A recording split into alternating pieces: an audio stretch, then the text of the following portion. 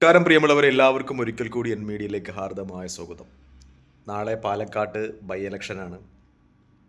പക്ഷേ ഇന്ന് സുപ്രഭാതത്തിലും സിറാജിലും വന്ന ചില മുഴുനീള പേജ് പരസ്യങ്ങളാണ് വിവാദമാകുന്നത്. സന്ദീപ് വാര്യരുടെ കോൺഗ്രസ് പ്രവേശം അത് വിവാദമാക്കുവാൻ CPM തീരുമാനിച്ചിരിക്കുന്നു.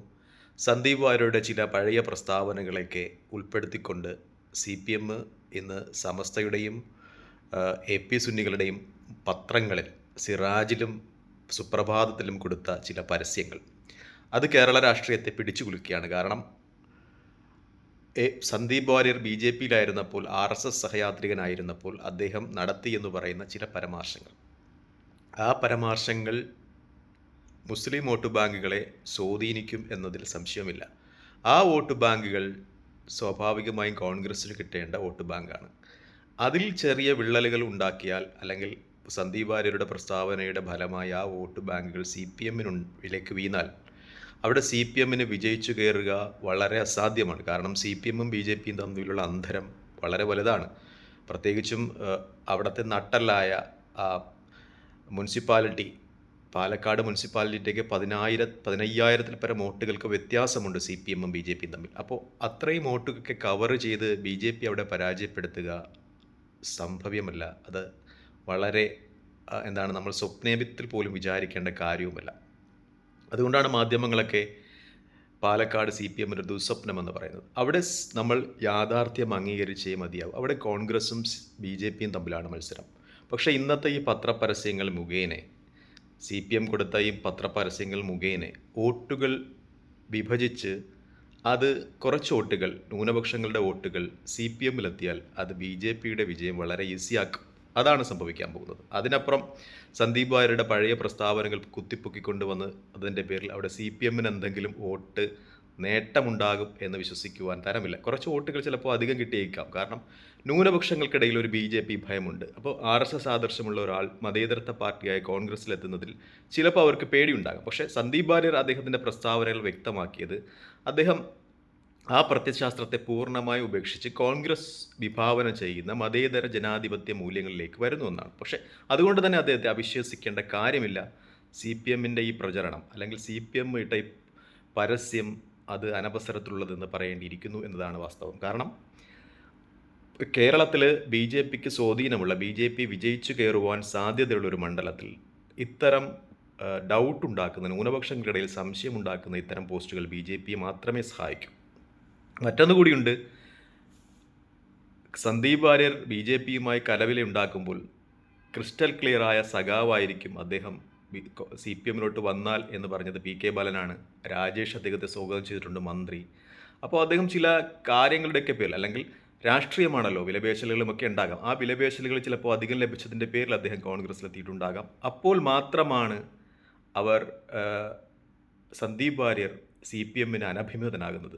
അതിന് മുമ്പ് വരെ CPM സന്ദീപ് വാര്യരെ എല്ലാ അർത്ഥത്തിലും സ്വാഗതം ചെയ്തിട്ടുണ്ട്. അപ്പോൾ CPM ഇടുന്ന ഇത്തരം പത്രപരസ്യങ്ങൾക്ക്, അല്ലെങ്കിൽ സന്ദീപ് വാര്യരുടെ പഴയ RSS BJP പ്രവർത്തകനായിരുന്നപ്പോൾ അദ്ദേഹം പറഞ്ഞ വാക്യങ്ങൾ, അല്ലെങ്കിൽ ഫേസ്ബുക്ക് പോസ്റ്റുകളൊക്കെ കോട്ട് ചെയ്തുകൊണ്ടുള്ള പത്രപരസ്യങ്ങൾക്ക് വലിയ പ്രാധാന്യമുണ്ട് എന്ന് കരുതുന്നില്ല. ഒരുപക്ഷെ CPM അദ്ദേഹത്തെ സ്വാഗതം ചെയ്തില്ലായിരുന്നുവെങ്കിൽ, BJP RSS ബന്ധമുള്ള ഒരാളെ തങ്ങൾക്ക് വേണ്ട എന്ന് പറഞ്ഞിരുന്നെങ്കിൽ പിന്നെയും ഇതിനൊരു അടിസ്ഥാനം ഉണ്ടായിരിക്കുന്നേനെ എന്നാണ് എൻ്റെ വിശ്വാസം. പിന്നെ CPMനെ സംബന്ധിച്ച് CPM ഇതിനേക്കാൾ ശക്തരായ RSS അനുഭാവികളെ പാർട്ടിയിലേക്ക് സ്വീകരിച്ചിട്ടുണ്ട്. നമുക്കറിയാം, OK വാസു, A അശോകൻ തുടങ്ങിയ കണ്ണൂരിലെ കലകമ്പന്മാരായ BJP RSS പ്രവർത്തകരെ അവരുടെ പ്രസ്ഥാനവുമായി ഉണ്ടായ, BJPയും RSSുമായി ഉണ്ടായ അഭിപ്രായ വ്യത്യാസങ്ങളുടെ പേരിൽ അവർ CPMലോട്ട് ക്ഷണിച്ചിട്ടുണ്ട്. എൻ്റെ അറിവ് ശരിയാണെങ്കിൽ അവർ ബ്ലോക്ക് പഞ്ചായത്ത് പ്രസിഡൻറ്റും ഒരാൾ ജില്ലാ പഞ്ചായത്തിൻ്റെ ഏതൊക്കെ വലിയ തലങ്ങളിലിരിക്കുന്ന ആളുകളാണ്.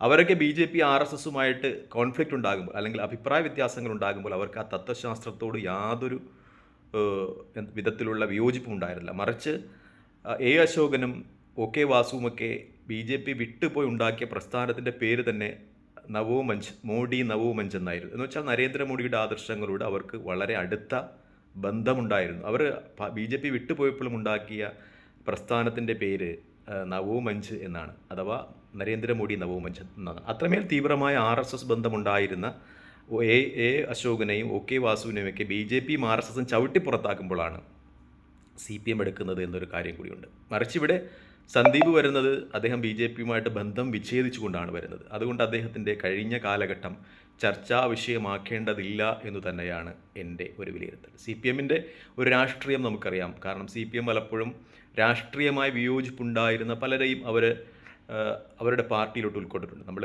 കുഞ്ഞാലിയുടെയൊക്കെ ഘാതകർ എന്ന് പറയുന്ന ആര്യാടൻ മുഹമ്മദിനെ പലപ്പോഴും വിളിച്ചിട്ടുള്ള CPMകാർ വിളിച്ചാക്ഷേപിക്കാറുള്ള ആര്യാടൻ മുഹമ്മദിനെ പലപ്പോഴും പഴയ A ഗ്രൂപ്പുമായൊക്കെ കോൺഗ്രസ് ഉണ്ടാകുമ്പോൾ ആര്യാടൻ ഇടതുപക്ഷ ലേബലിൽ CPMനോടൊപ്പം ചേർന്ന് മത്സരിച്ചിട്ടുണ്ട്. അതുപോലെ MV രാഘവനെ നമ്മൾ കൂത്തുപറമ്പിലെ 5 പേരുടെ വെടിവയ്പ്പ് രക്തസാക്ഷികൾ എന്നൊക്കെ ആ വികാരമൊക്കെ ഉണർത്തുവാൻ CPM ശ്രമിക്കുന്ന അതിന് കാരണക്കാരൻ എന്ന് CPM പറഞ്ഞ് പരത്തുന്ന MV രാഘവനെയും അവർ അവസാന നിമിഷം പാർട്ടിയിലോട്ട് കൊണ്ടുവന്നിട്ടുണ്ട്. അതുപോലെ തന്നെ പുഷ്പൻ്റെ കഥയും നമുക്കറിയാം.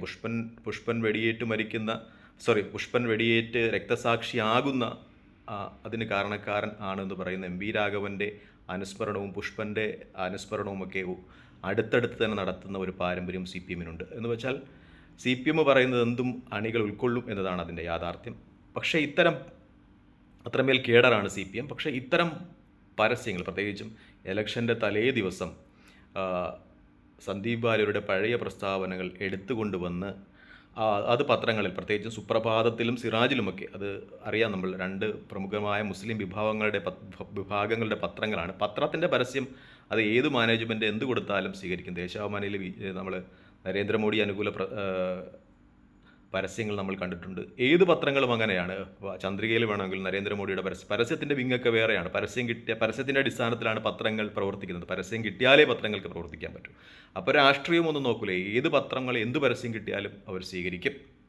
അപ്പോൾ അങ്ങനെ കിട്ടിയ ഒരു പരസ്യമാണ് സന്ദീപ് വാര്യരുടെ പഴയ RSS അനുകൂല ന്യൂനപക്ഷ വിരുദ്ധ പ്രസ്താവനകൾ. അത് ഈ അവസരത്തിൽ CPM ഇടുന്നത് അവിടെ BJPക്ക് മാത്രമേ ഉപകാരപ്രദമാകൂ. എന്തെങ്കിലും കുറച്ച് വോട്ടുകൾ ന്യൂനപക്ഷങ്ങളുടെ ഭാഗത്ത് നിന്ന് CPMന് കിട്ടിയാലും അവർക്ക് പാലക്കാട് വിജയിച്ചു വരാൻ തക്കവധം അത് ഉതകില്ല. മറിച്ച് അത് കോൺഗ്രസിൻ്റെ വോട്ട് ബാങ്കിൽ ചിലപ്പോൾ സ്പ്ലിറ്റ് ഉണ്ടാക്കി അത് BJPക്ക് നേട്ടമുണ്ടാക്കുവാനേ സഹായകമാകൂ. അതുകൊണ്ട് ഇത്തരം പ്രവർത്തനങ്ങളിൽ നിന്ന് CPMനെ പോലെ ഒരു മതേതര പ്രസ്ഥാനം വിട്ടു നിൽക്കണമെന്നാണ് എനിക്ക് പറയാനുള്ളത്. കാരണം CPMന് ഒരു മതേതര പാരമ്പര്യമുണ്ട് എന്ന് നമ്മൾ വിശ്വസിക്കുന്നുണ്ട്. പക്ഷേ ഈ അടുത്ത കാലത്തായിട്ട് അതിന് ഡൗട്ടുകളുണ്ട്. പ്രത്യേകിച്ച് അൻവറിൻ്റെയൊക്കെ പ്രസ്താവന, പിന്നെ കാഫർ സ്ക്രീൻഷോട്ട്, അതൊക്കെ നമ്മുടെ മതേതര കേരളത്തിലുണ്ടാക്കിയ വിഘാതങ്ങൾ വലുതാണ്. അതിൻ്റെ പിന്നിൽ പ്രവർത്തിച്ച ആളുകളൊക്കെ ഇതുവരെയും പുറത്തു കൊണ്ടുവന്നില്ല. പക്ഷെ അതിൻ്റെ പിറകിൽ നിൽക്കുന്നത് അവസാനമായും തെളിയുന്നത് ചില ഇടതുപക്ഷ പ്രവർത്തകരാണെന്നാണ്. അതുപോലെ തന്നെ TPയുടെ വധവുമായി ബന്ധപ്പെട്ട് മാഷാ അള്ളാ എന്ന് പറയുന്ന മാഷാ അള്ളാ കാറിൽ സ്റ്റിക്കർ ഒട്ടിച്ച് അദ്ദേഹത്തെ കൊല ചെയ്യാൻ പോയത്, അങ്ങനെ കുറേ സംഭവങ്ങൾ നമുക്ക് CPMനോടുള്ള സ്നേഹവും ഇഷ്ടവും കുറയ്ക്കുന്നുണ്ട്. ഞാനൊരു CPMകാരനല്ല, ഞാനൊരു കോൺഗ്രസ്സുകാരനാണ്. പക്ഷേ കോൺഗ്രസ്സുകാരനാണ്, എൻ്റെ രാഷ്ട്രീയം കോൺഗ്രസ്സിലേതാണ്. പക്ഷേ എങ്കിലും CPM എന്ന പ്രസ്ഥാനം ഇവിടെ മതേതര മൂല്യങ്ങൾ ഉൾക്കൊണ്ട് നിൽക്കണം എന്ന് ആഗ്രഹിക്കുന്ന ഒരാളാണ്. കാരണം ആ സ്പേസ് എന്നെങ്കിലും നഷ്ടപ്പെട്ടു പോയാൽ അവിടെ വരുന്നത് BJP ആണെന്ന വിശ്വാസമുള്ളത് കൊണ്ടാണ്. അതുപോലെ കോൺഗ്രസിൻ്റെ സ്പേസ് ഇവിടെ പോയാലും അവിടെയും വരുന്നത് BJP ആണ്. അതുകൊണ്ട് ഈ മതേതര പ്രസ്ഥാനങ്ങൾക്ക് അതേ മൂല്യങ്ങളിൽ തന്നെ നിൽക്കണം എന്ന് ആഗ്രഹമുള്ളത് കൊണ്ട് കൂടി പറയുകയാണ്. കാഫിർ സ്ക്രീൻഷോട്ടായാലും TPയെ കൊല്ലാൻ പോയ സമയത്ത് മാഷാ അള്ളാ സ്റ്റിക്കർ ഒട്ടിച്ച് പോയതായാലും ഇപ്പോൾ ഈ ഇന്നത്തെ പത്രങ്ങളിൽ സിറാജിലും സുപ്രഭാതത്തിലും വന്ന സന്ദീപ് വാര്യരുടെ പഴയ ചില പോസ്റ്റുകൾ കോട്ട് ചെയ്തുകൊണ്ടുള്ള പരസ്യങ്ങളായാലും അതും ഒരു പരിധിവരെ BJPയെ സഹായിക്കുമെന്നാണ്. ഇത്തരം പ്രവർത്തനങ്ങളിൽ നിന്ന് മതേതര മൂല്യമുള്ളവർ വിട്ടു നിൽക്കണമെന്നാണ് എൻ്റെ അഭ്യർത്ഥനയും പ്രാർത്ഥനയും. വീഡിയോ ഇഷ്ടപ്പെടുന്നുണ്ടെങ്കിൽ ദയവായി ലൈക്ക് ചെയ്യുക, ഷെയർ ചെയ്യുക, കമൻറ്റ് ചെയ്യുക. മറ്റൊരു വീഡിയോയുമായി കാണുന്നതുവരെ പ്രാർത്ഥനയിൽ ഉൾപ്പെടുത്തുക. ജയ് ഹിന്ദ്.